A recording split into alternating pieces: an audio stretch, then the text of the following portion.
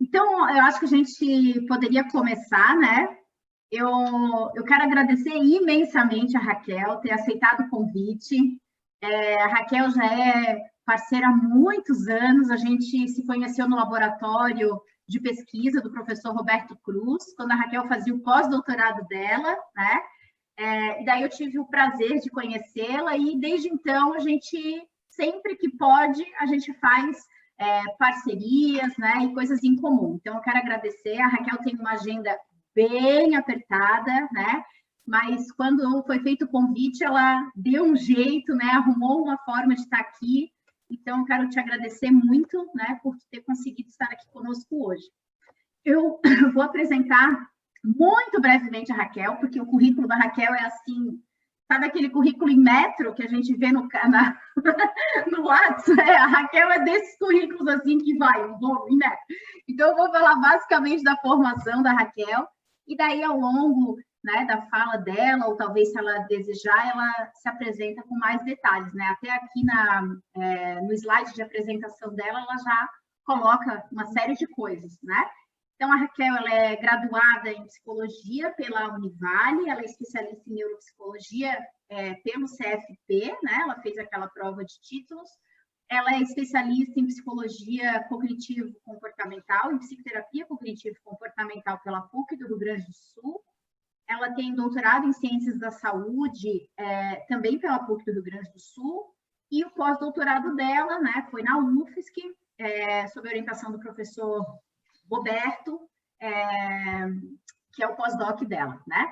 Além disso, ela é neuropsicóloga do Hospital Universitário, ela também é professora, né, do programa em mestrado de saúde mental, também da Faculdade de Medicina da Unisul, né?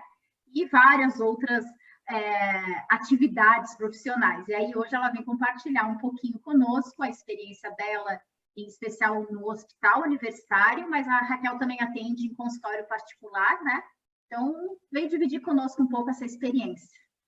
Obrigada por ter aceitado, Raquel. Muito, muito obrigada. Convite para a doutora Carolina. Eu sou uma fã sua, né? Você sabe disso. E desde o começo também tivemos uma simpatia, um carinho, né? Pela pessoa da outra. Então, meu Deus, né? Ter admiração profissional e ainda ter uma estima, eu acho que né? São coisas assim ímpar na vida, né? Então, muito obrigada. Oi, pessoal, né? E é um prazer estar aqui com vocês para falar um pouquinho, né? Como a Carol já falou, que eu sou neuropsicóloga do Hospital Universitário da Universidade Federal de Santa Catarina. Então, a nossa aula, que será sobre avaliação neuropsicológica, vai ter um cunho um pouco mais voltado para alta complexidade em hospital geral, que é o nosso, que é, na realidade, a minha rotina, certo? Então, eu passo por aqui, né? Passou, isso. Sim. Raquel, você prefere que os alunos, caso tenham perguntas, façam ao final, registrem no chat, depois eu vou te perguntando, como é que tu prefere? Eu queria ver a possibilidade da gente deixar para o final, para a gente não perder muito o cronograma de horário da aula, né? Tá. E aí depois a gente interage como vocês preferirem. Tranquilo. Ótimo, então. Obrigada, Raquel. Obrigada. Gente, então, começando, tem alguns pontos que são importantes em neuropsicologia para a gente poder entender o nosso contexto atual, né? Então, só para lembrar que a neuropsicologia é uma ciência que estuda a relação entre o cérebro e o comportamento humano. Na realidade, ela já desde que ela nasceu, ela é atrelada à neurologia, que é uma especialidade médica. E no Brasil é considerado uma especialidade da psicologia pelo Conselho Federal de Psicologia desde 2004. É um título de especialista, né? Assim como, né, temos psicologia do trânsito, né, psicologia clínica, né, doutora, que já eu acho que foi uma das últimas que ainda entrou no hall, né? Talvez porque é uma das mais recentes assim aceitas, né? E o neuropsicólogo hoje ele tem uma inserção em hospitais, clínicas, escola, justiça, né? A perícia, enfim, né? Tem várias áreas que a gente pode trabalhar. O pessoal fala, neuropsicologia é uma coisa de agora. Na realidade, se a gente for pensar, né, já há um interesse na localização das funções cerebrais, né, que são os correlatos neuroanatomofuncionais, há mais de 2.000 anos. Então, sempre o ser humano quis saber o que tem em cada parte do cérebro, o que cada parte faz, o que não faz. O cérebro, né, aquele oceano que é o cérebro, né? Então, quando a gente pensa até naquele pessoal lá, Machu Picchu, as trepanações peruanas já aconteciam desde 1000 anos antes de Cristo. Trepanação se faz até hoje em hospital. Claro que de outra forma, de uma forma controlada, mas se achava que algo lá dentro podia ser acessado em áreas, né? Quem não viu falar da frenologia de Gall, né, que ele tentou mapear que certas faculdades psicológicas estariam atreladas a certas áreas, certas funções. Né? Claro que ele está vendo bem, ele disse assim, olha, tem uma área da inteligência, tem uma área para isso. O negócio é que ele morreu na praia, quando ele chegou e falou assim, olha, tem uma área ali do cérebro, né, uma protuberância, que é a área da alma. Aí ficou complicado, né? Então a história das neurociências, elas tiveram tropeços, né? Coisa que foi, acertou, aí morreu na praia. Mas é assim, a história é assim. Bem, porque ele acreditava que as pessoas tinham certas alterações estruturais de crânio, de cérebro, que justificavam, né, com certos comportamentos.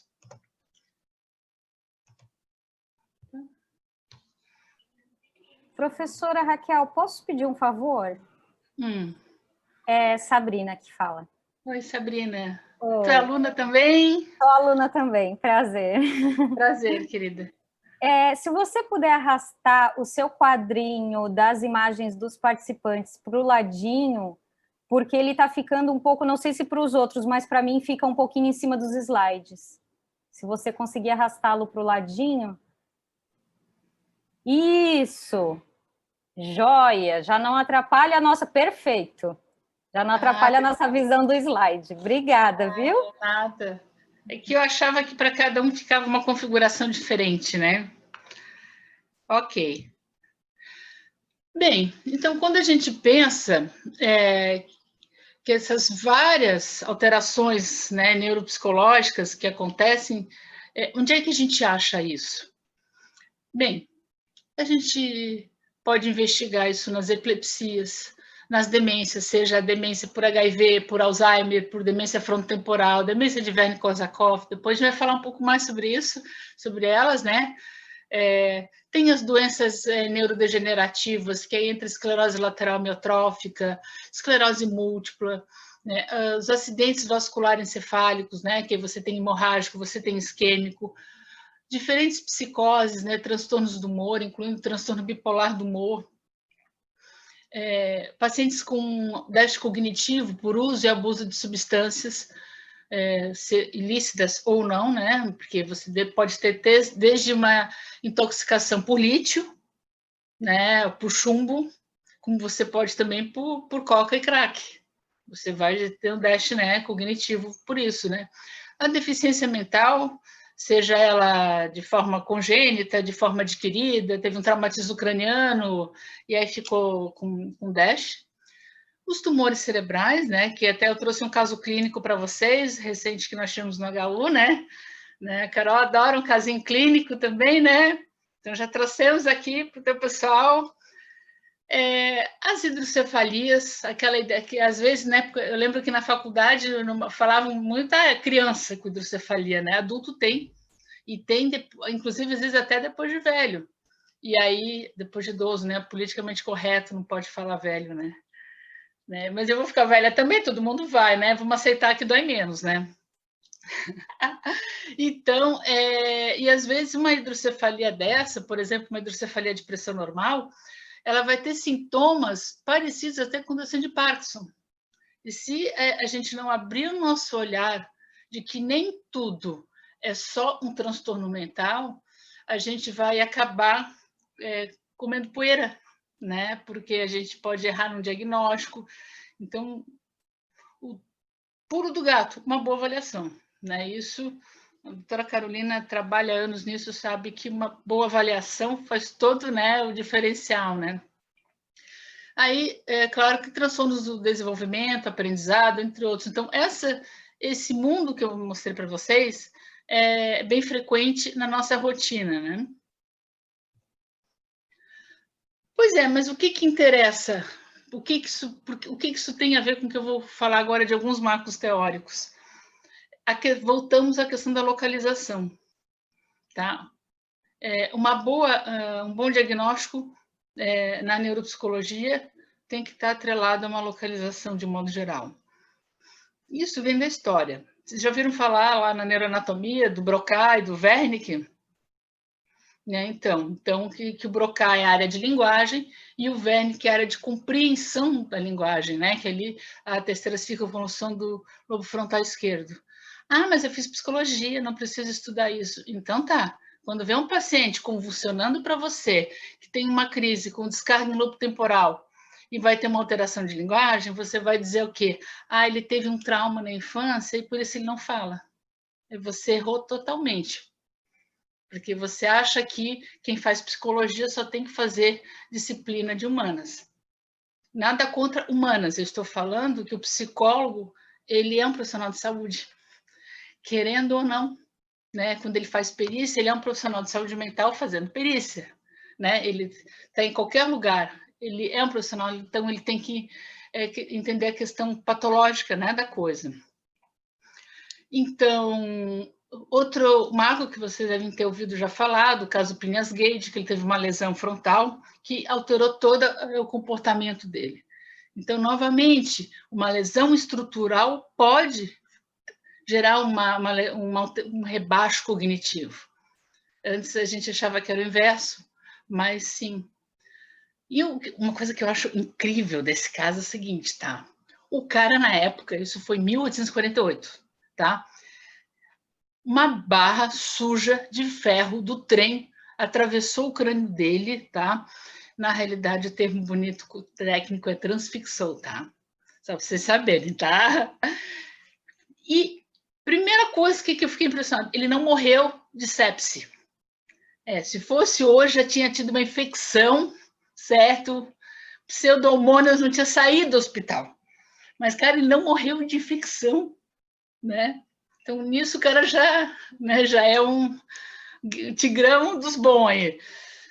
Enfim, é a história que vocês sabem que ele passou a ser um paciente uma pessoa mais agressiva, desbocada, enfim, que não acatava regras.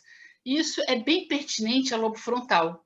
Então, o paciente que tem alteração do lobo frontal, ele tem geralmente, a gente espera, né, uma alteração em modulação de impulso, de atenção, de planejamento, tudo isso acatar regras, né? Isso é o lobo frontal. Então, me diga se você, como profissional de saúde mental, não te interessa em saber se esse paciente é um lesionado? Interessa, porque vai mudar o teu diagnóstico. Às vezes você vai ficar fazendo psicoterapia há 500 anos e, na realidade, ele tem que também estar sendo acompanhado por medicação ou até uma neurocirurgia, dependendo do que ele tem que fazer, né? Então, a gente tem que abrir. Outro caso que foi super emblemático, eu estou falando rapidamente porque a gente tem mais coisas ainda para falar, mas a gente pode, em outro momento, ficar o dia todo falando de cada slide desse, vou adorar, que é o caso HM, não sei se vocês já ouviram falar, né? O caso HM é um barato também, quer dizer, é muito triste as pessoas terem lesões, mas pensando como caso clínico é um barato, tá? A gente soube o nome dele há muito pouco tempo, porque ficou uma vida a gente só se conhecendo ele como HM. E é o Henry, ele morreu aos 82 anos. Quando ele tinha 9 anos, ele teve um TCE, porque ele estava andando de bicicleta, e aí ele passou a ter uma crise, uma epilepsia de difícil controle, né, que a gente chama de fármaco resistente ou refratária também, são termos que nós usamos. E então chegou um momento, quando ele já tinha, acho que 27 anos, se cogitou uma cirurgia nova para a época, que era a remoção dos hipocampos, isso foi nos anos 50. Hipocampo é uma área super nobre de memória, né? Ai, para que eu tenho que fazer neuroanatomia? Eu sou psicólogo. Né? É porque eu ouço muito essa frase, sabe, gente? Né? A doutora Carolina deve ouvir muito também. Então, por isso que a gente vê as coisas e fica pensando, né? Então, o hipocampo, né, é lobo temporal, né, que para dentro, e é uma área super nobre de memória. O que acontece se eu não tenho hipocampo? Acontece que eu não consigo reter essa informação. Então, por exemplo, a gente fica com uma incapacidade na formação de novas memórias. Tá? Então, a gente tem aquela memória imediata, aquela memória visual recente, mas isso não fica. Assim como a memória, a gente fica com... a gente mantém algumas coisas inconscientes, né? Uma questão motora, isso fica. E alguém viu um filme da Drew Barrymore? Claro, tem uma licença poética, Hollywood, né? Mas o filme é como se fosse a primeira vez. Bomba, sessão da tarde. Ó, né? Bomba, que ela esquece, todo dia ela esquece aquele dia, né? Aquilo é um caso real. É assim, claro que o dela não foi por isso, pela mesma coisa. Tem a licencinha poética, né? Que sempre Hollywood, né? Tal, o cara é um fofo, essas coisas todas, né? Mas sim, aquilo ali seria algo meio parecido com o que ele tem, né? Só que o dele foi optado por fazer uma cirurgia que faz uma remoção total de hipocampo. E um grande marco na neuropsicologia foi a doutora Brenda Milner, né? Que é uma neuropsicóloga do Instituto de Montreal, né, no Canadá, e ela acompanhou ele por 50 anos. Incrível, né? 50 anos, e ela contou que desde a primeira consulta, avaliação neuropsicológica, ela virava para ele e dizia: oi, eu sou a doutora Brenda Milner. Então, por 50 anos, ela tinha que se apresentar novamente. E ela relatou esse caso, foi um marco na área de neurociências, não só para neuropsicologia, como para todos os neurologia, neurocirurgia, enfim. Então, mudou. Então, a importância da gente também transitar em a neuropsicologia, ela tem que transitar um pouquinho nessas outras áreas para entender. E aí, como é que tu reabilita, como é que tu avalia um paciente desse? Tem que ter isso em mente, né? Outro marco também importante foi o Luria, né? Que o Luria é um nome famoso, né, na psicologia, e ele veio de hospital. Então, na realidade, a neuropsicologia ela tem, na minha opinião, um DNA de hospital muito forte. Então, o Luria, ele trabalhava num hospital do Exército com soldados com lesões cerebrais, que foram sobreviventes, né, da Segunda Guerra Mundial. Então, na realidade, apesar de que hoje o pessoal usa para muitas coisas ambulatoriais, assim, psicologia escolar, enfim, na realidade, ela veio de algo mais complexo, que é esse ambiente que a gente chama, tecnicamente, alta complexidade, né, em contexto hospitalar. Bem, quando a gente pensa na avaliação neuropsicológica, a gente tem que ter em mente que vai avaliar as funções cognitivas. Isso inclui orientação, memória, linguagem, atenção, raciocínio, o nível intelectual, o grau de deterioro que esse paciente vai ter, né, seja ele neurológico, com transtornos mentais. E tem uma imagem que eu adoro, que é essa imagem que está aí, que é da internet, é domínio público, mas é de um exame de neuroimagem, em que é o seguinte: foi paciente na máquina, então foi solicitado que ele ouvisse palavras, lesse palavras, imaginasse palavras e falasse palavras.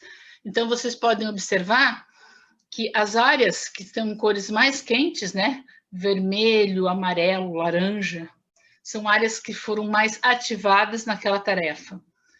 E, então, por exemplo, quando a gente fala ouvindo palavras, a primeira imagem, eu falei há pouco a área de Wernicke, é o que ativou. Né?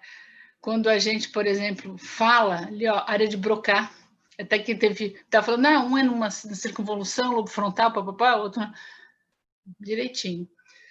E eu acho lindo, né, que como quando a gente imagina, né, como a coisa pipoca no cérebro, né? Claro que tem áreas que ativam mais, mas alguma coisa quer pipocar no cérebro todo, né? Que coisa linda. Eu acho incrível isso, né? Então, a importância da gente entender a raiz do negócio. Eu falo muito assim, a gente fala muito lá no hospital, que a Raquel é da neuropsicologia raiz. É isso, a gente tem que entender isso para poder, depois o resto fica mais fácil, porque você vê conexão, sabe? Então, quando se pensa nessa avaliação, você pode ver um monte de coisa. Então, eu particularmente acho que é importante a gente ver qual a lesão que o paciente tem, o que você quer investigar, para então você selecionar a tua bateria. Você pode ter uma bateria fixa, como pode ter uma bateria flexível, né? Eu prefiro bateria flexível, né? Porque você consegue escolher o que personalizar, né? A tua bateria, né? E aí você poupa o paciente de ficar um tempão lá, né?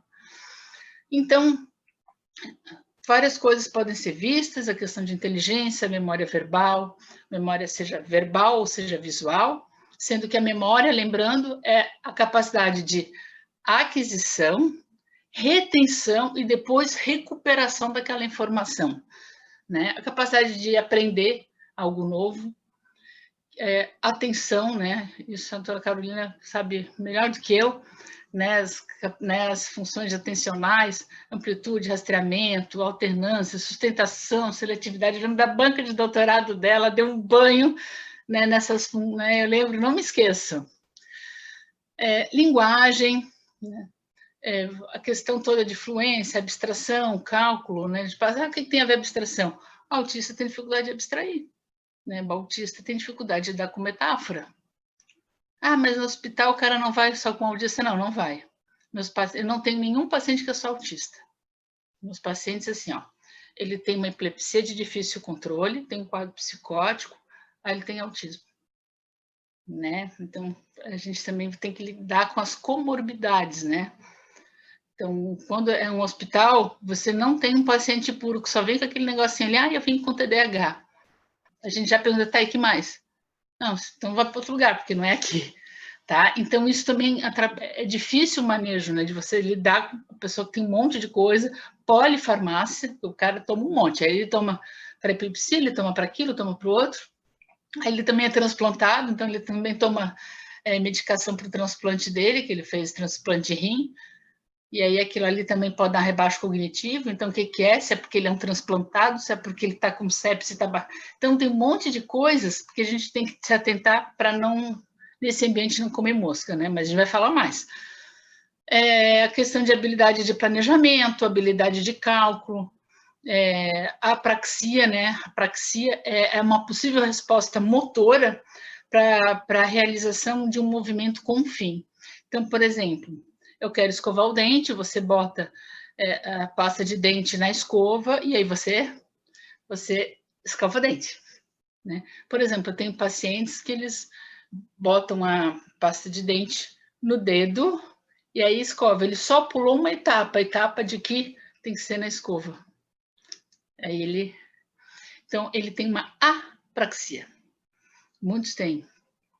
Gnosia, que é a questão do reconhecimento de objetos pelo sentido, né? Então, eu tenho pacientes, inclusive, que não se reconhecem no espelho, eles têm uma agnosia, né? Especialmente demência. Depois de um tempo, muitas vezes, eles não se reconhecem velhos. Então, isso gera também todo um conflito para a família, porque ele vai se olhar no espelho, Eu tive um paciente que ele chegou no espelho e aí ele gritou. E aí foi esposa, filho, o que que houve? O que que houve? Não, tem um cara no banheiro. Né? Então ele já era bem idoso com demência, mas a última imagem que ele tem dele era de lustro, 20 anos atrás, por exemplo, né? 15, 10 anos. Então, aquele envelhecido no espelho, ele não se reconhece, entende? Então, tem isso também. Enfim, são várias habilidades, né? Nível de conhecimento, a força muscular, principalmente em doenças neuromusculares, a capacidade de formular hipótese, que é uma flexibilidade cognitiva. Então, um paciente que tem, por exemplo, uma lesão frontal, traumatismo crânioencefálico, que pega o lobo frontal, ele não tem, é difícil ele ter isso. Ele repete estratégia fracassada sempre, né? E persevera, né? E onde é que isso está voltando ao que eu já falei para vocês, né? A uma série de doenças e enfermidades que eu trouxe novamente, mas é o que eu queria destacar algumas para vocês. É a questão da pré e pós-neurocirurgias que a gente faz. Então, isso acontece, por exemplo, na cirurgia da epilepsia, em que a cirurgia da epilepsia, por exemplo, ela tem um protocolo diferente que eu vou falar para vocês. Ele tem que passar pelo neurologista, neurocirurgião, exames, vídeo eletroencefalo, ressonância, enfim, e avaliação neuropsicológica, e exames laboratoriais. E então, depois que é definido qual é a área epileptogênica, né, a área que tem eloquente, é definido se realmente a equipe toda indica que aconteça uma remoção daquela área, né? É uma cirurgia importante, mas ela tem a sua agressividade. Então, esse laudo tem que ser com uma responsabilidade, porque você vai estar assinando algo que pode mudar muito a vida dele, né? Então, tem que ter isso em mente, assim. Então, assim como também... E tem outras cirurgias, cirurgia da hidrocefalia de pressão normal, que é um protocolo também que a gente faz aqui, completo, que chama TAP test, que é quando o paciente tem essa suspeita, né? Aí é o seguinte, ele vem, é avaliado marcha, cognição, aí tem certas áreas que são mais importantes, né, para a gente. Aí isso tudo tem que ser sincronizado, tá, com o médico para fazer a retirada do líquor, né, o líquido encefalo-raquidiano, que da coluna, e aí é tirado ali 20, 30 ml, conforme definido pelo médico, e na sequência a gente tem que fazer, de preferência, menos horas possível. Vai dizer, puxa, mas a gente aprende sempre que não pode repetir teste, porque o paciente ele lembra, né? Tem algumas doenças que inclusive a gente precisa, porque a gravidade da doença é uma questão de 1 hora, ele não lembra de mais nada. E aí tu tem que repetir. Se ele foi melhor, ele tem indicação de fazer neurocirurgia, tá? Essa cirurgia a gente chama de derivação ventrículo-peritoneal, é colocado aqui, claro, a gente fala assim, parece assim que tá colou ali, não. É uma neurocirurgia, vai para centro cirúrgico, abre, né, a calota craniana, ou abre uma área menor, colocado ali, e há um catéter, né, é uma derivação ventrículo-peritoneal, tudo por dentro do corpo, né, até o peritônio. Então, aquele excesso de líquor que você tem aqui, que te leva a ter uma hidrocefalia e uma alteração de marcha e cognição, é liberado via peritônio. E aí ele melhora a cognição. E às vezes a pessoa vai fazer, às vezes, uma psicoterapia há 500 anos, ele não vai melhorar. E não cogita que pode ser outra coisa. Não estou dizendo que a gente tem que dar um diagnóstico, mas a gente pode imaginar que existe algo além apenas, né, de um distúrbio, transtorno mental, né? Bem, a questão de diagnóstico diferencial, a gente também faz muito, né? Até onde é uma depressão maior, até onde é uma demência. Os tipos de demência, porque o paciente que vem com demência, ele fala assim, é tudo igual. Não, não é tudo igual.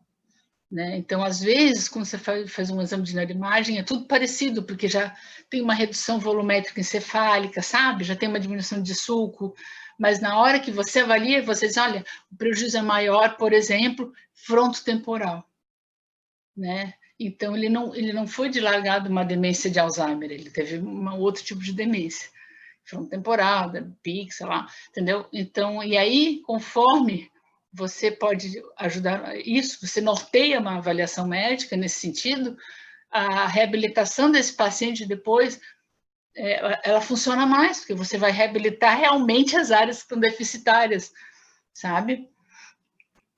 Bem, nas demências, eu queria lembrar também que as pessoas, às vezes, subvalorizam demência por HIV, né? Que a gente sabe hoje, né, que tem muito. Eles tem pacientes até com 30 e pouquinhos anos, internados com demência, com andar em foice, marcha toda alterada, déficit em função executiva. Então, assim, as pessoas se esquecem, né, que o HIV não é só um quadro respiratório.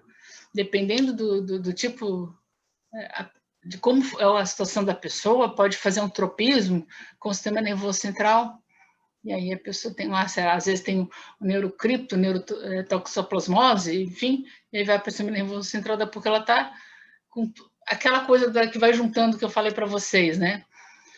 Então, a importância da gente também avaliar e dar esse panorama, né?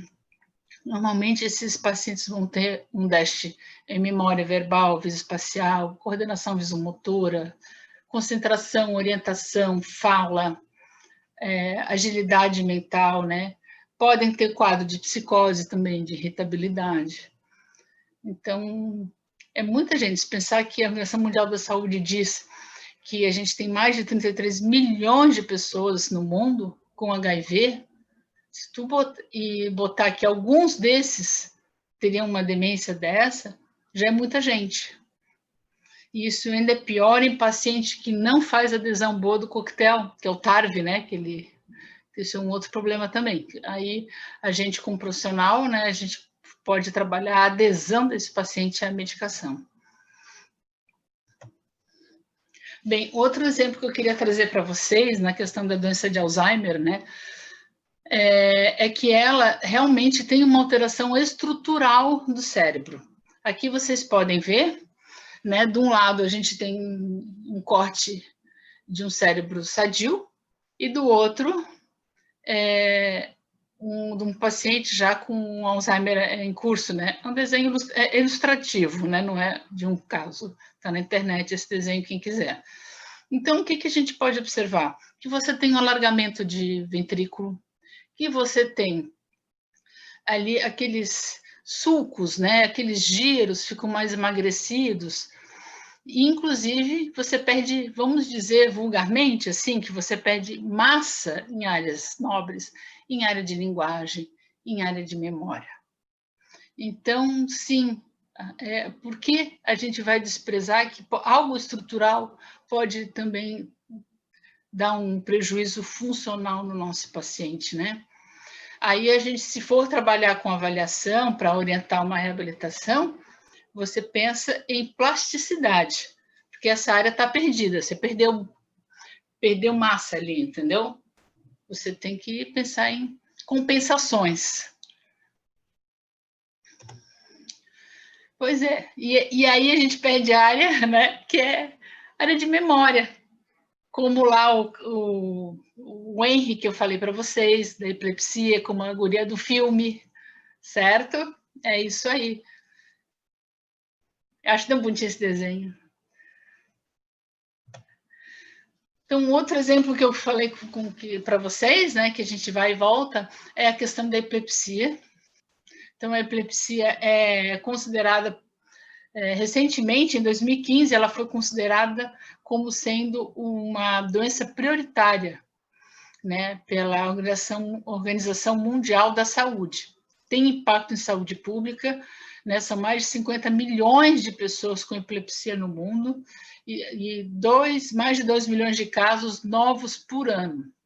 É uma doença muito impactante, alguns têm de forma mais branda, outros têm de forma mais agressiva, né? Eu tenho pacientes que têm uma crise por mês e tenho pacientes que têm 40 crises dia, né? Você imagina o que é você convulsionar 40 vezes em um dia apenas, né? E é muito, E gente jovem.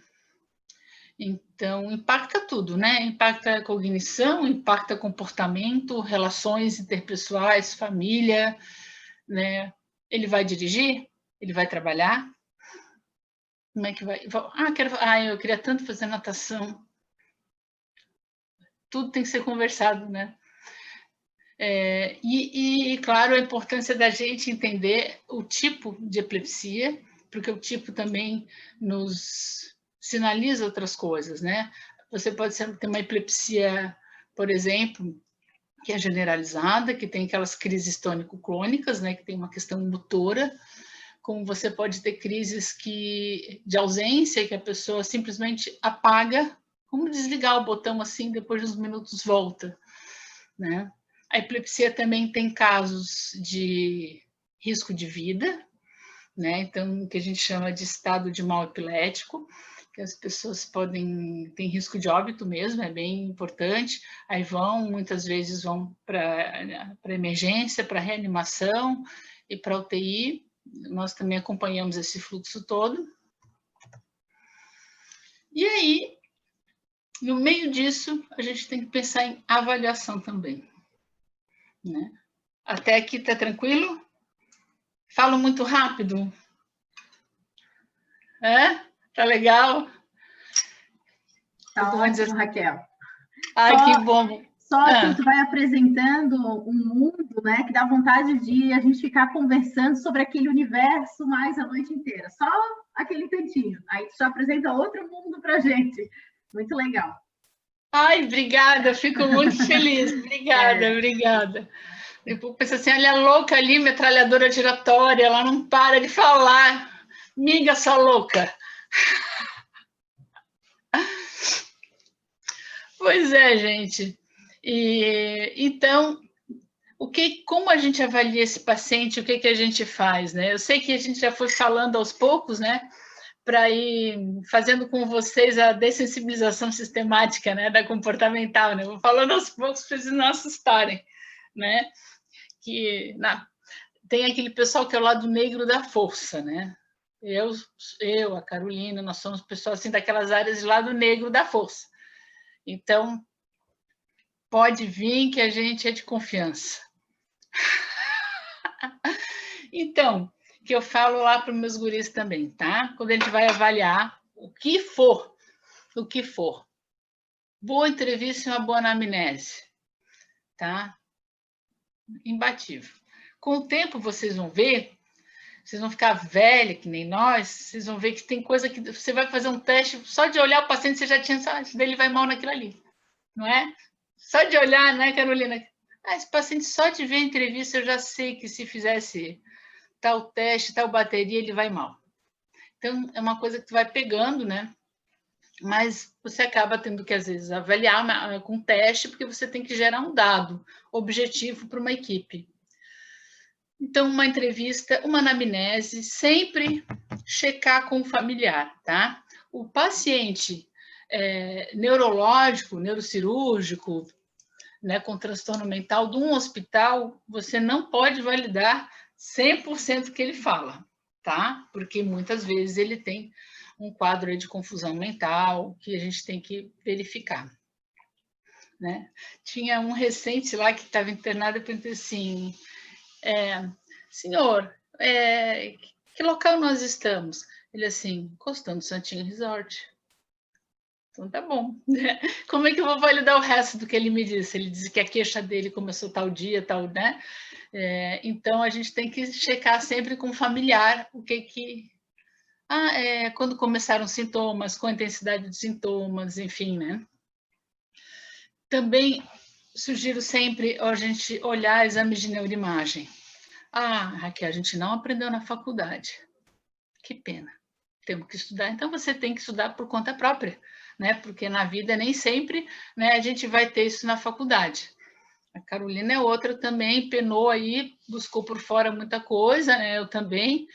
Então, a gente tem que ir por fora mesmo, estudar, tem coisa que vai da gente, não tem, infelizmente, e cada vez mais está se tirando, né, essas disciplinas diagnósticas e biológicas do nosso curso. Então, dá uma olhada no exame de neuroimagem, o que que diz esse laudo?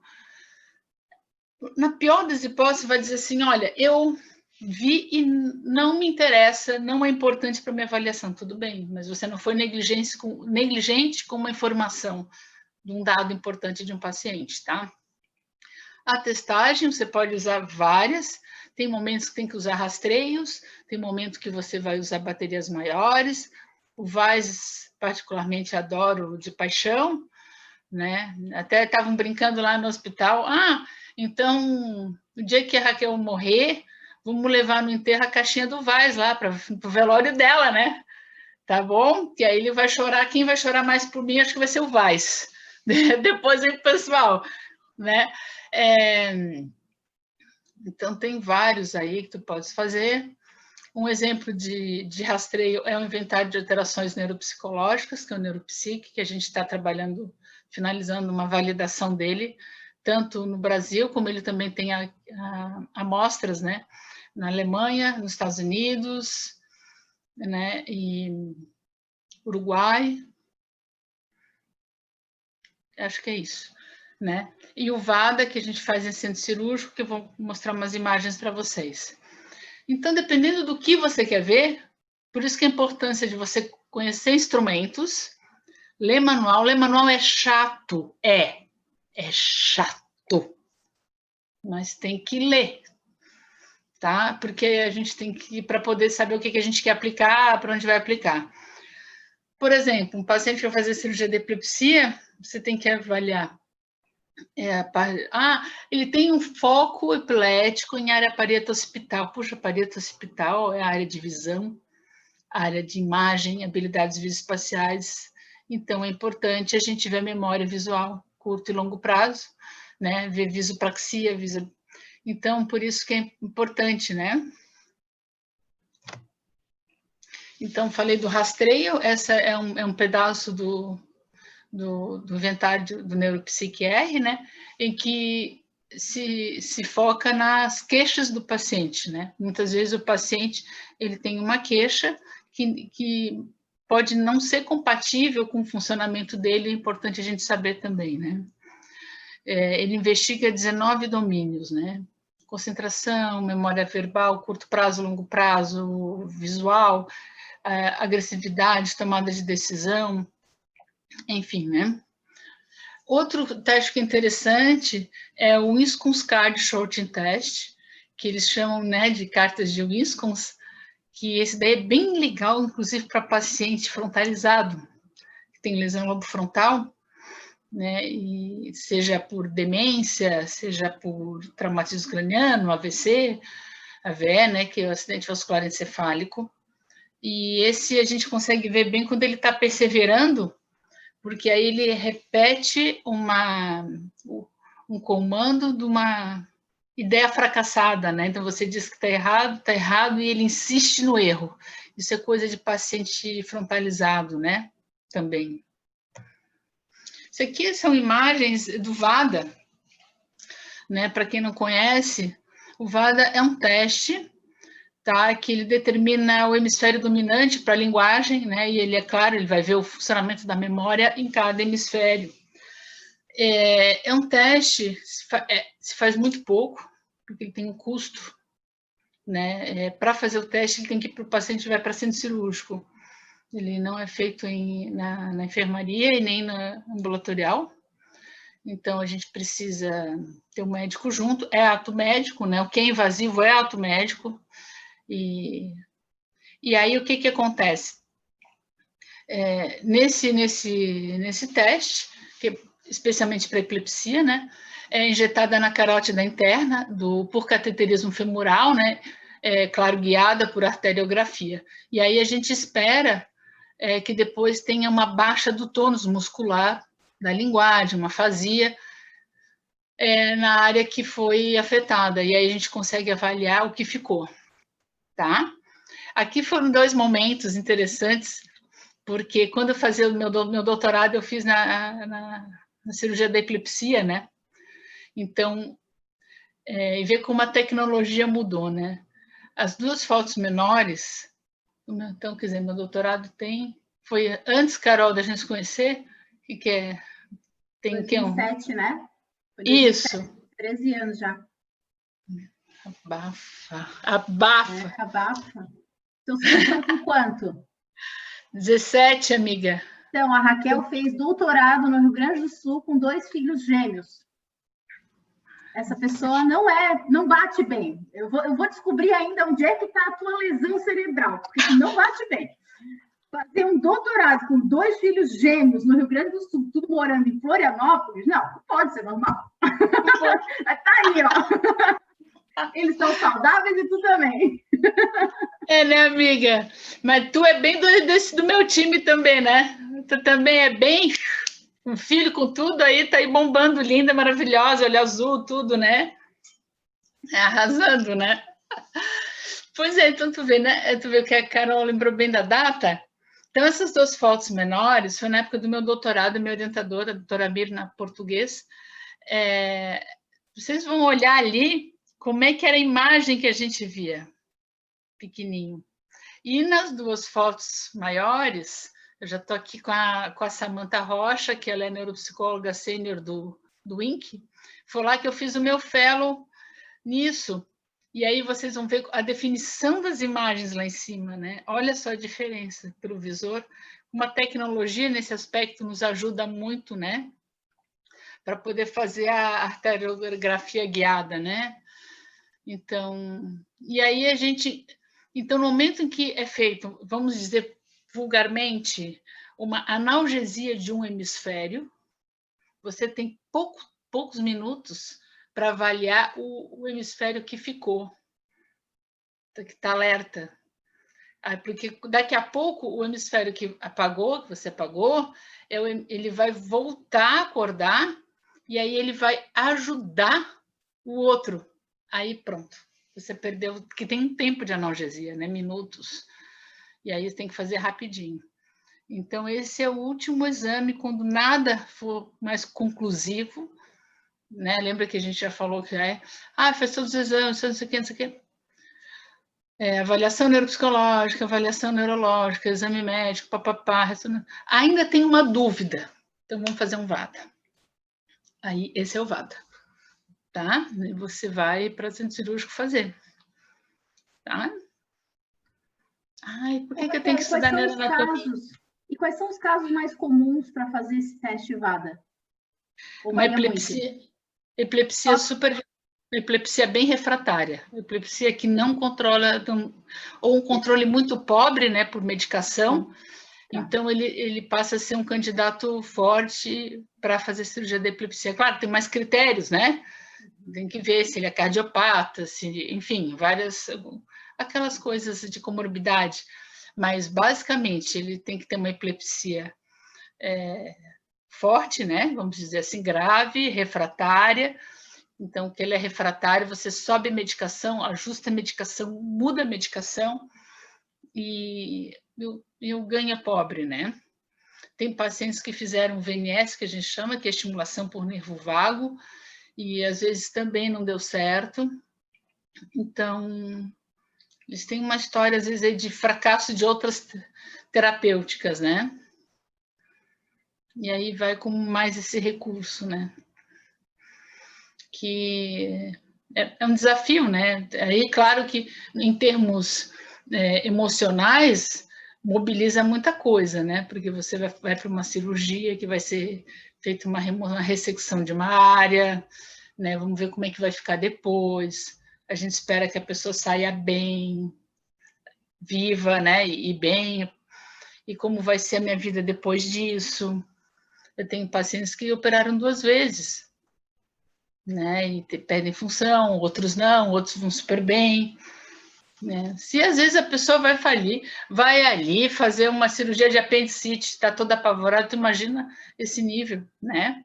Quantas coisas passam na cabeça, então você também tem que manejar a família, né? Orientar sobre o procedimento, claro, o médico que orienta, mas você, como sendo da equipe, você tem que minimamente saber também a sua parte, né? O que é importante, por que é. Certo? Aí eu trouxe um caso clínico para vocês, né? Até aqui tá tranquilo? Legal. Bem, a gente pode contar o milagre sem contar o santo, né? Eu acho que isso pode, né? Então, eu trouxe para vocês uma tomo, né? Dessa paciente, que é uma moça de 33 anos. Aqui vocês podem ver, pena que não dá para... Se fosse ao vivo, né? A gente ia poder estar apontando e tal, mas vocês vão notar melhor as duas imagens do meio, né? Da altura dos olhos de vocês. Consegue passar o mouse? Acho que se tu passar o mouse, a gente enxerga. Tenta. Obrigada. Aí, ó. Aqui, ó. Vocês estão vendo que tem uma lesão. E é grande. É grande. Ah, por que eu tenho que fazer neuroanatomia se eu quero ser psicólogo? Essa pergunta Aí eu vou dar vontade de mostrar isso aqui, né? Gente, então, se tu pensar em termos de proporção, é grande, vê como ele impregna, né? Essa parte mais branca, tá? Então, o que tem aí, né? Tem uma lesão expansiva. Expansiva é que cresce. Cada dia ela cresce mais, tá? À esquerda, embaixo aqui eu tenho impressão diagnóstica do laudo de ressonância da tomo, né? Então, diz que é uma lesão expansiva, que ela tem profundidade, ela é à esquerda, ela pega a transição do fronto parietal, né? Então, fronto aqui, parietal aqui atrás. Então, ela tem uma porção relevante, né? E essa imagem sugere uma neoplasia de alto grau, é um câncer, é um tumor de cérebro. Para quem nunca viu, isso é uma imagem de um tumor de cérebro de alto grau. Tá? Então, aí se pensa em tipos, subtipos, glioblastoma, astrocitoma anaplásico, enfim, que não vem ao caso, só um linfoma, né? E claro que sempre é pedido que a gente faça correlatos, né? Correlatos da imagem com a questão clínica. Bem, aí eu avaliei ela nessa ocasião, e aí aqui tem um pedaço da minha evolução no prontuário. Eu disse, mas no consultório dá para fazer mais coisas. Sim, no consultório você pode fazer ainda muito mais coisa, porque você primeiro tem um paciente que vai no seu consultório porque ele quer. Ele não está obrigado a estar lá, né? Então, e as condições, né, que se tem num consultório, de um paciente que vai numa boa, ele almoçou, ele está bem, ele só está querendo investigar a vida dele, é diferente de um paciente que abruptamente está num hospital, né, com outras fantasias de medo, de incerteza. Então, às vezes, um paciente de hospital ele não é colaborativo. Então, você vai avaliar alguém que não quer ser avaliado, muitas vezes, né? Então, e às vezes não é o ambiente ideal de espaço, de luz, de ventilação, de barulho, mas tem que avaliar hoje, porque ele vai... Está previsto dele já transferir para amanhã, ou não sei o quê, ou às vezes tem que avaliar hoje, porque não sabe se tem risco de óbito, enfim. Então, tem muitas... o hospital ele é imperioso, né? É para ontem, é para ontem, é para ontem, né? Então, essa paciente, ela tem também ela fez aí o exame de imagem, que a gente já falou, e aí ela passa a ter uma indicação de neurocirurgia, né, para ressecção desse tumor. Isso foi discutido bastante em equipe, porque é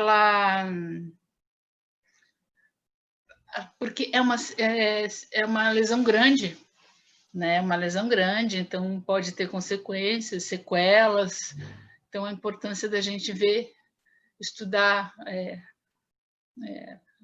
o que é mais interessante, você continuar, como você está e lidar com a evolução da doença, ou você arriscar e poder parar. Mas faz quimioterapia. Quimioterapia não é para todo o câncer, né? Não é para todo o caso, né? Enfim. Essa paciente, por que ela veio para a gente, né? Propósito, porque ela não tinha dor. Né? Normalmente, quem câncer no cérebro não dói. Então, ela teve uma queda da própria altura, e aí quando ela caiu ao solo, né? Caiu, ela convulsionou. Aí o pessoal, mas o que foi isso aqui? Trouxeram ela para o HU. E aí, então, ela passou a ser, ela foi assumida pela nossa equipe, e aí a gente esquadrinha. E nessa de esquadrinhar, então, quer dizer, tu pensa em poucos dias, tu é uma guria jovem, de 30 anos, tu só vem porque tu caísse, e aí tu descobre que tu tens um baita de um tumor, né? E que ele é expansivo, porque tem pessoas que têm tumores, só que ele não tá, teve uma sequela, uma gliose, uma lesão, e ela ficou, entendeu? No caso dela, ele está crescendo. Então tem o fator tempo, né, da gente agilizar, tá? Enfim, aí ela teve uma história de perda de consciência, né, de cefaleia, né, de uma tetraparesia, mas ela estava contactuante, enfim, teve uma história de depressão prévia. Aí aqui passou a fazer uso de fármacos antipiléticos também, né? Bem, ela tem um QI médio de 108, percentil 70, né? O minimento deu normal, o neuropsique ela estava mais prejudicada, né? Porque estava impactada também com esse momento, né? Com tudo isso. Apesar do tamanho da condição toda do tumor, ela não estava cognitivamente muito lesada. Estava bem, eu achei que estava, para a condição que estava super bem. Né? Então, o que ela passou? Foi biopsiada, semana passada ela voltou, reavaliei, e aí quando ela fizer a cirurgia, está previsto agora para esse final do ano, aí ela vai depois voltar, eu vou reavaliar e vou incluir ela no nosso ambulatório de reabilitação cognitiva, porque provavelmente vai precisar, né? Bem, é uma menina que estudava, que tinha histórico familiar, né, de uma boa rede de apoio, então é um paciente que dá para a gente envolver a família, né? E aí, quando eu falo assim do meu pessoal, né, só comentar com vocês o que nós temos no HU para lidar com esse pessoal. Lá tem a equipe de neurologia e neurocirurgia, que é a equipe que eu pertenço, né? Eu trabalho em hospital há mais de 20 anos, né? A Carol já sabe, né? E gosto, adoro essa parte de neuro, não sei se dá para perceber, né? E no HU, a gente fundou formalmente em 2013, mas já era um pouco antes, o Núcleo de Neuropsicologia e Saúde, né? Então, lá a gente tem alunos profissionais também que fazem pesquisa, né? Somos credenciados ao CNPq, e o nosso foco, claro, principal é assistência clínica, né? Só que isso também nos fomenta muitas pesquisas, né? Então, somos campos de estágio, né? Para estágio curricular, estágios de extensão, de outras formas também, tem para residência também, mestrados, enfim, né? A gente está sempre aberto. Eu trouxe algumas fotos que dizem que uma imagem vale mais que 1000 palavras, né? Aqui é a equipe de neurologia. E olha só, hoje nós soubemos, né, esse aqui é o Dr. Peter Wolff, ele é visitante, é visitante da equipe de neurologia já desde 2014. Ele foi lançada hoje uma lista dos 100 pesquisadores mais influentes do mundo, e ele é um deles, né? Então, saber que a gente tem ele assim vinculado à nossa equipe no hospital é uma satisfação. Ele é mega em epilepsia. Propósito, ele é alemão, né? Bem, aqui nós temos também Esse livro nós lançamos agora em dezembro de 2019, tá? Então, quem gosta das coisas que eu falei vai gostar do livro, tá? Várias doenças que todas têm uma alteração psicomotora junto, né? São doenças dessa natureza que a gente conversou. Aqui nós temos aqui um paciente em reabilitação no leito, com AVE, outro paciente nosso, quadro de demência, que também em reabilitação, avaliação e reabilitação em beira de leito. Adequar um instrumento a fazer em beira de leito, avaliação, é complicado, mas a gente tem que, né, se flexibilizar e fazer, né? Não tem jeito. Aqui é a doutora Rosane Poltzilem, que coordena o núcleo comigo, pessoa incrível, ela é médica neuroanatomista. Esse aqui é o livro que nós lançamos em 2016, ele é bem fininho, mas ele é bem simplesinho para quem está se iniciando na área. Aqui outra cena de reabilitação usando tablet. Aqui são alguns dos meus guris que passaram, foram estágios comigo.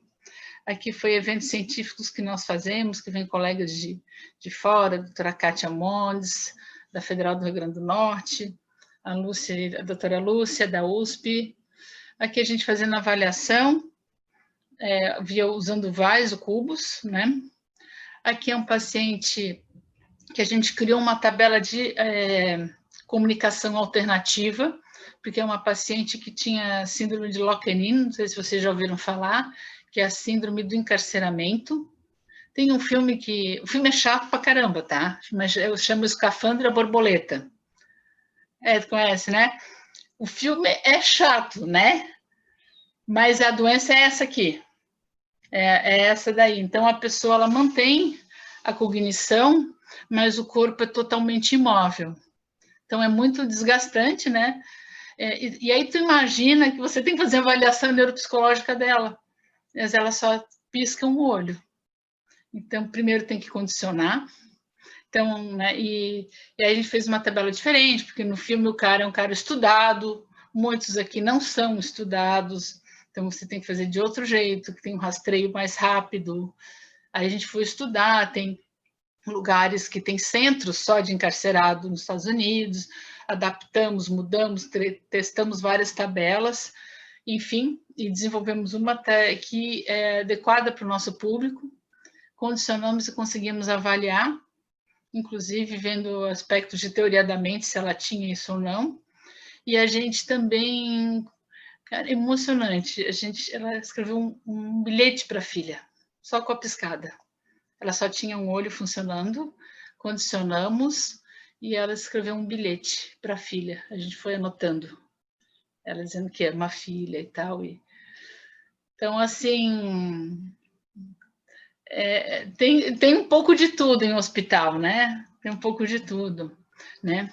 Essa outra foto aqui é que nós temos no nosso núcleo, uma vez por mês, seminários abertos. Então, quem quiser pode vir assistir gratuitamente, né? O pessoal da tua turma está convidado, né? Agora estamos fazendo online, mas quando não tinha pandemia, a gente fazia ao vivo, né? Então, aqui, nesse caso aqui, tem uns guris meus aí, uns que são estagiários, outros residentes, mestrandos, enfim. Opa, passei muito. Tá? Então, um pouquinho de cada aí. E aí, eu vou deixar minhas considerações finais para vocês. Gente, primeiro, tem que estudar. Desculpa, tem que estudar, cara. O pessoal adora falar assim, falar da minha área, né? O pessoal tá cheio aí dizendo assim, que eu sou neuropsicólogo, adoro, todo mundo quer dizer, mas na hora que tu vai conversar com a pessoa só sabe falar de probleminha de aprendizagem, não sei o quê, e não sabe nada de neurofisiologia, não sabe nada, né? Porque tem as modas, né, Carol? Tem época que a moda tem psicólogo do trânsito, a outra moda, não sei o que, então, de tempos em tempos só intercala, né? Só que aí na hora do vamos ver, as pessoas gostam de dizer alguma coisa, mas não quer estudar aquilo, né? Então a coisa é rasa, né? Então tem que estudar, todas as áreas têm que estudar, não só essa, mas todas, né?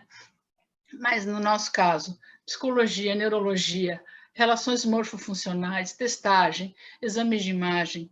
Vai dizer, tá, mas eu conheço neuropsicólogo no estudo. Então tá, querido, então você está vendo quem é, qual você levaria um filho, qual você não levaria um filho, né?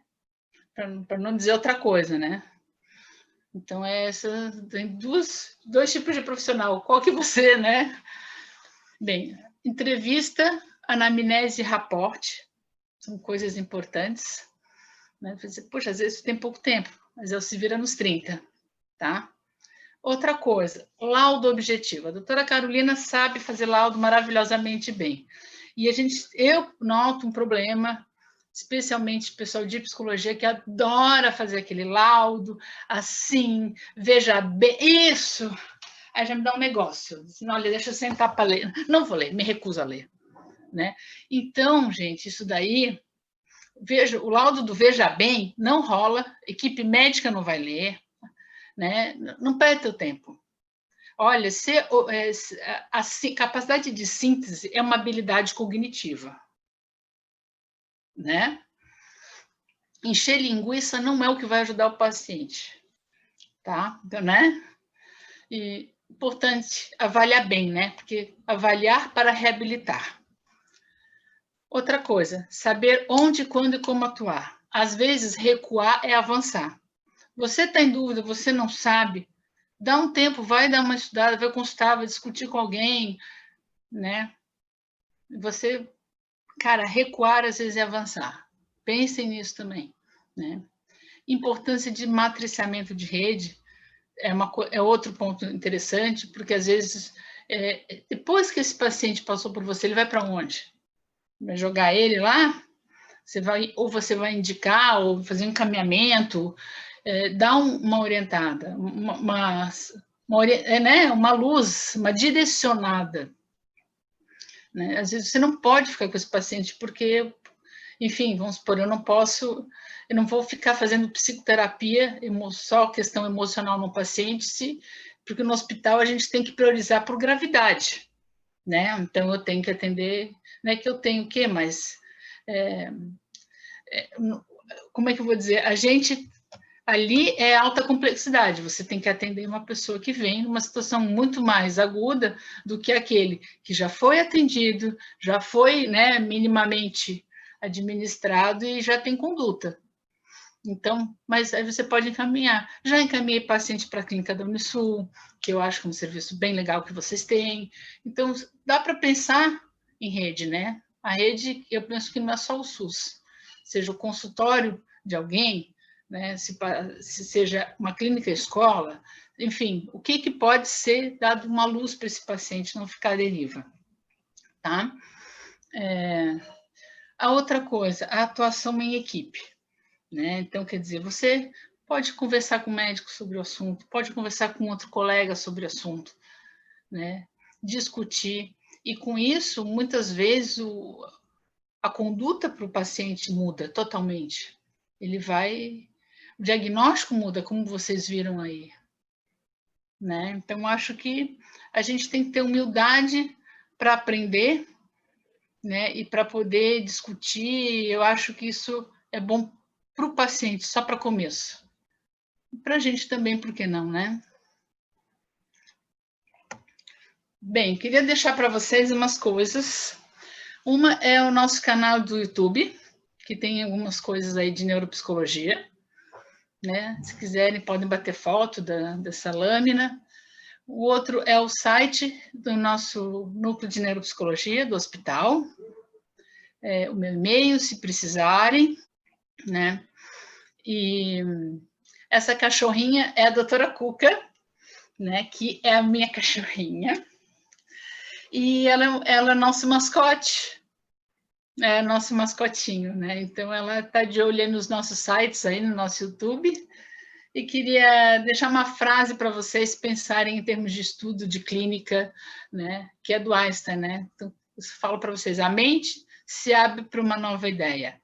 Então, se hoje, né, deu para despertar para vocês pelo menos uma nova perspectiva clínica, eu já fico feliz.